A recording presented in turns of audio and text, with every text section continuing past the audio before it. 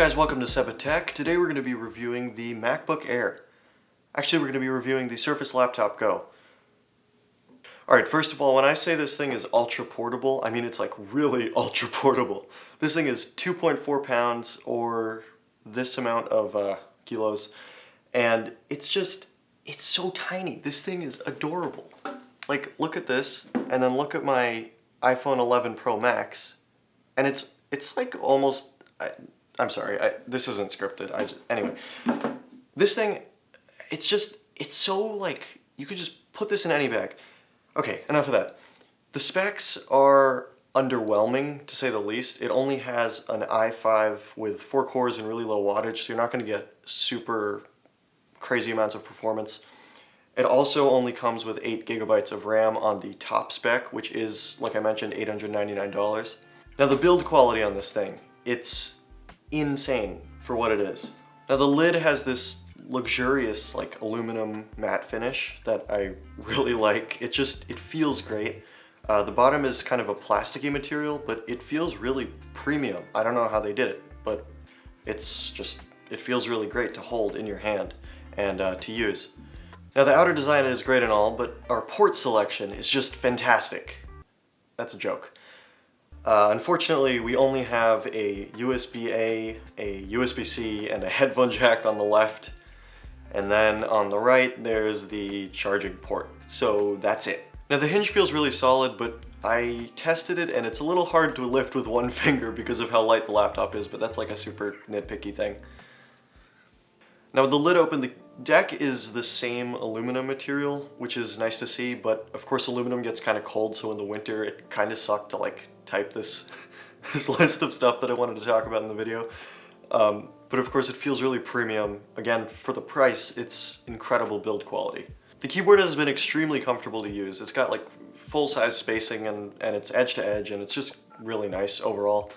And there's no backlighting. This is just, I feel like this is unacceptable for a laptop at any price to not have backlighting on your keys. No, but seriously, it's anecdotal, but I did like curl up in bed with this laptop and tried to do some school assignment, and I just couldn't because I couldn't see the keys. And I was really frustrated because I love how this laptop looks and feels, and it feels solid, you know? But no backlighting, man. Now besides that, there's also a really responsive fingerprint sensor which does light up, which is the only key that really lights up, so that's a thing. And also the function key is automatically bound to the functions as opposed to the F keys. The trackpad is a pretty good size considering how small the laptop is, and it's really responsive. It also has a touch screen, so you kind of have a little bit of a combo when it comes to how you want to interact with it, I guess. Now since you have the touch screen, it's going to be a little glossy. Some people like that, some people don't. It's up to you to decide. Speaking of the screen, it's a 3:2 aspect ratio, so this favors productivity over, say, media consumption, because when you watch anything at a 16:9 ratio, you're going to have the black bars at the top and the bottom. But that was no big deal, in my opinion. Moving on to functionality. When you get the laptop, it starts in S mode, which Windows has on here. I don't know why, but it only allows you to download stuff from the Microsoft Store for security purposes. However, fortunately, they do allow you to disable it permanently for free. And when you do, you can't revert back, so just keep that in mind when you do, and you should. So this is what I look and sound like on the Surface Laptop Go camera with pretty good lighting. There's a lot of light on my face. It's usable. Now at first I had no idea where the speakers were because they're like hidden, but they actually sound pretty clear, especially considering how small this laptop is.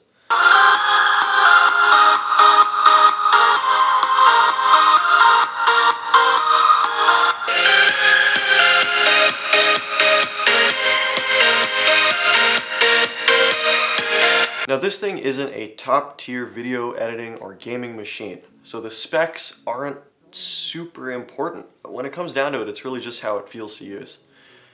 However, I'll go into them because I'm a nerd and you are probably a nerd, so yeah, we've got an i5 1035G1, I think? Basically, if you need a new password, just check Intel's new mobile chips and you'll find a pretty secure one there. We've only got integrated graphics here with 1 GB of graphics memory, so that's definitely not ideal for content creation. Now the 8 GB of RAM in my model are dual channel, and I'm assuming they are as well in the top spec model.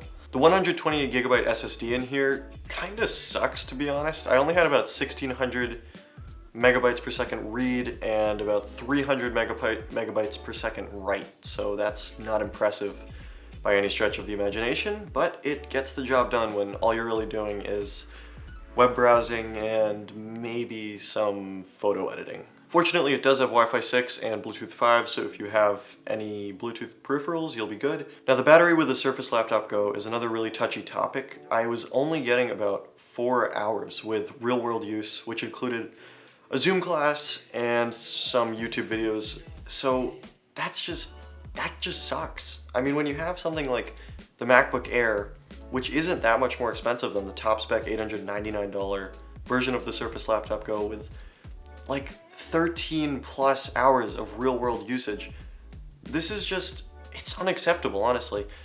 And this came out at a pretty similar time that the M1 MacBook Air did in 2020, so I don't even know what to say. Running Minecraft at like medium settings was kind of just choppy and not that enjoyable.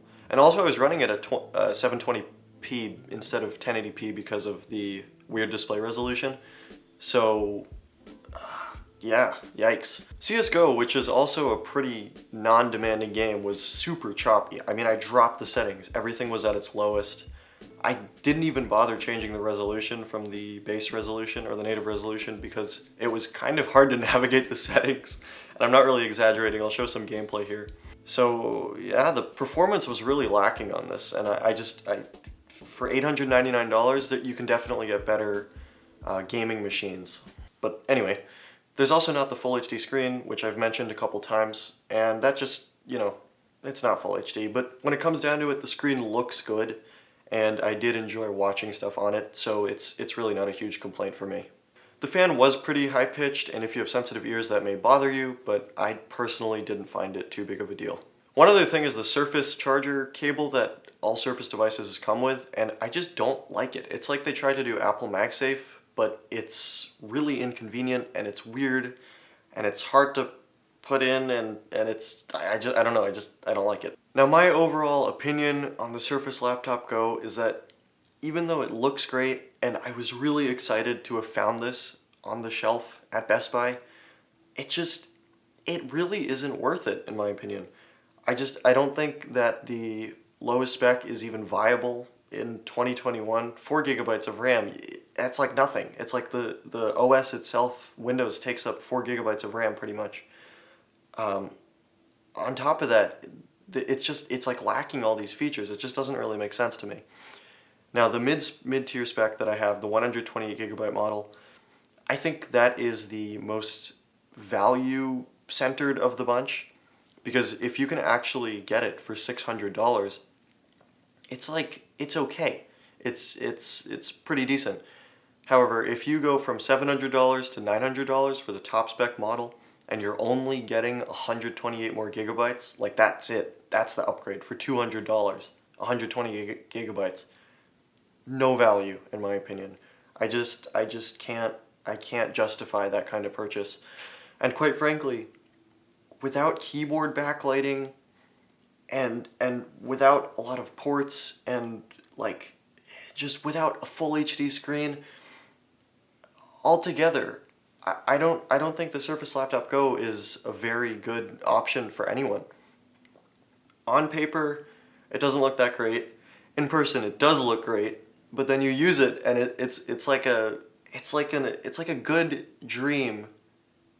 But where am I going with this? It's like it's your birthday, but the birthday cake falls on the floor. No, it's like you're buying a nice looking laptop and expecting it to have keyboard backlighting and a full HD screen, except it doesn't. That's the disappointment that I felt having owned this for a couple weeks now. I think a month.